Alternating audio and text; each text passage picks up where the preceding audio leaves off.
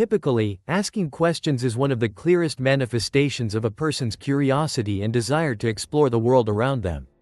However, striving to find answers to questions that have none is merely a waste of time. As Kurt Gödel, the father of the famous incompleteness theorem, once asserted, "How irrational the human mind is, forever seeking answers to questions that cannot be answered," while firmly asserting that only reason can answer those questions. Here, who is the creator and head of creative activities? Perhaps this is one such concept. In today's era, when science and technology have achieved remarkable advancements, mathematical thinking, logic, or reasoning suddenly revealed a superior power. At the same time, rationalism had unquestionably assumed a dominant position in human perception. It is considered the most reliable form of cognition, and is even regarded as the only form of thinking recognized as accurate. In that context, metaphysical thinking increasingly became marginalized and faced the risk of losing its status. Faith in a creator is challenged by an eternal question with no answer. Yet many people agree, believing that if one steps up to create and make things, then who is the creator of creativity? Is this question perhaps the stopping point, where all metaphysical thinking becomes stuck and cannot advance any further? From that point onward, belief in anything that cannot be explained or proven by logic is automatically dismissed. But perhaps this self-satisfaction of ours is a misconception. That thoughtlessness seems to have become all too common. Since the last century, Kurt Gödel's profound warnings have given humanity startling food for thought. Not everything can be explained. If mathematics is the most powerful logical system, there still exist truths that we cannot prove to be true or false. In a world of shared hunger, there are even more truths that remain inexplicable. Though we may not want to, we still have to acknowledge and accept that truth. In today's age, many people tend to use logical reasoning as their primary method of argumentation. I used to believe that everything in life could be weighed and measured, to clearly distinguish black from white, right from wrong. Little did they know that, in the world of science and the life around us, there are countless truths that can neither be explained nor proven. Death in mathematics in the 17th century and Gödel. Logical thinking cannot prove the foundational origins of mathematics. And since mathematics is the most powerful logical system, we can confidently extend this conclusion to all other logical systems. That logic cannot explain or prove the first cause, nor the origin of all systems. Although it follows a line of logical reasoning, it is strange how human aspiration constantly drives us to seek the first cause or the origin of the world systems we witness. The origin of the universe, the origin of life, the origin of all species, and the origin of humankind are, in essence, all the same. For thousands of years, that aspiration has continued to burn fervently in the hearts and minds of humanity. But perhaps we should soon realize one thing. There has never been and will never be a China-style answer. Is this the limit of rational thought? As Pascal once said, the limit of rational thought lies in its ability to delineate its own boundaries. Therefore, to grasp the truth that transcends all limitations, humanity can only rely on its own intuition. That means we must rely on God in the pursuit of truth. Who created the creative path? But surely we have all heard theories about origins, in which there have been clear, decisive, and highly persuasive answers. Therefore, it is understandable that things have turned out this way.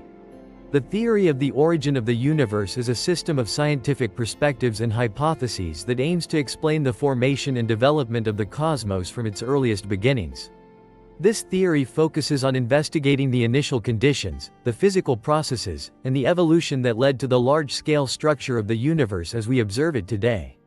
To date, no scientific theory has fully explained the origin of the universe. The Big Bang theory is currently supported by the majority of scientists. The multiverse theory also harbors the ambition of explaining its own origin. But it is still too rudimentary to be considered a genuine scientific theory. Since it is merely a hypothesis, there is no way to verify it. Therefore, in essence, the Big Bang theory cannot answer the question about the origin of the universe. How could something like this happen? Simply because it stops at the starting point of the universe, also known as the singularity. There, the universe exploded and expanded continuously, gradually forming the universe as we know it today. No one knows where that singularity came from, who created the Big Bang, or what existed before the Big Bang occurred. These questions are considered major challenges for modern science. Therefore, as long as these questions remain unanswered, that alone is not enough to fully explain the question of the origin of the universe. The reality is that there have been several answers, but they are all just far-fetched hypotheses.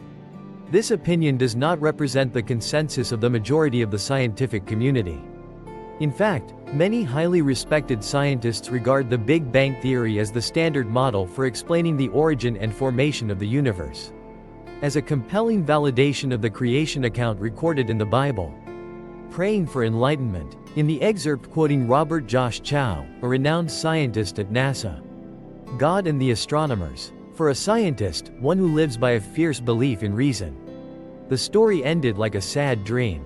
He had climbed the mountain of ignorance and was about to conquer its highest peak. But when he climbed onto the final boulder, he was once again welcomed by a group of theologians who had been sitting there for centuries. That is, after all the immense mental effort and toil exerted by mathematicians. And astronomy has been studied for many centuries. Finally, the conclusion reached aligns perfectly with what is recorded in the book of Genesis in the Bible. The universe must have had a beginning.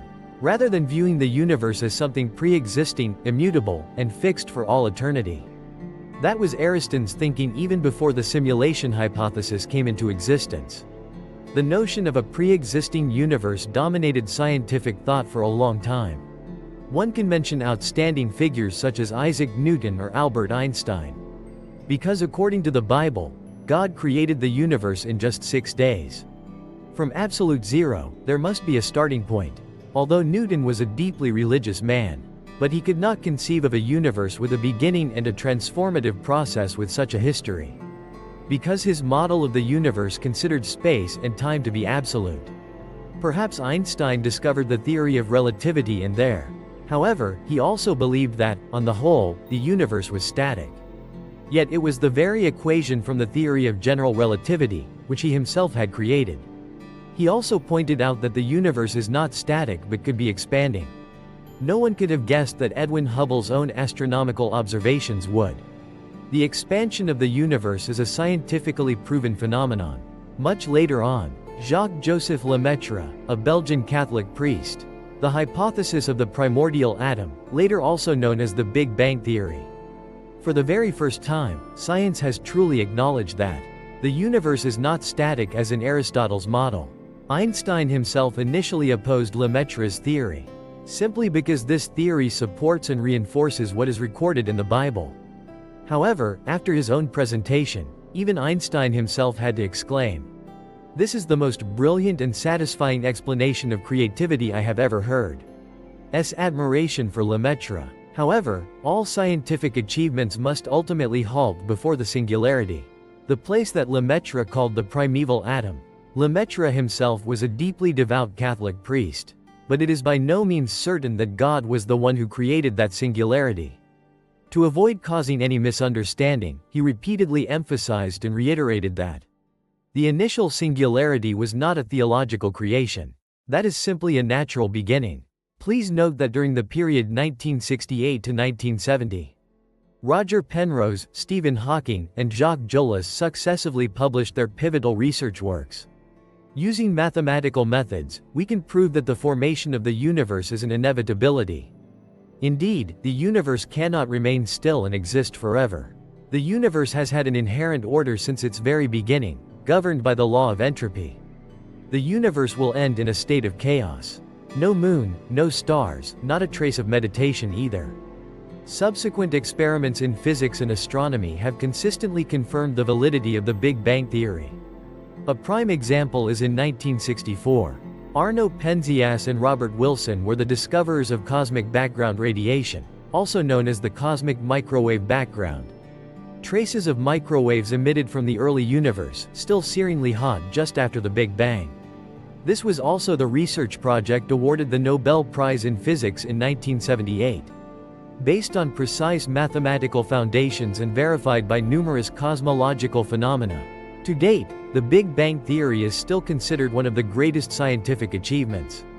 Murray Gell-Mann, an American theoretical physicist who won the Nobel Prize in Physics in 1969, The Big Bang Theory is hailed as the most persistent and greatest adventure in human history. To understand how the universe operates and where it originated, therefore, whether you believe it or not, when confronted with the Big Bang Theory, you ultimately have only one of two choices. One must acknowledge that rational thought proves inadequate when attempting to explain the origin of the universe. This is because it is completely incapable of explaining the origin of the singularity and the Big Bang.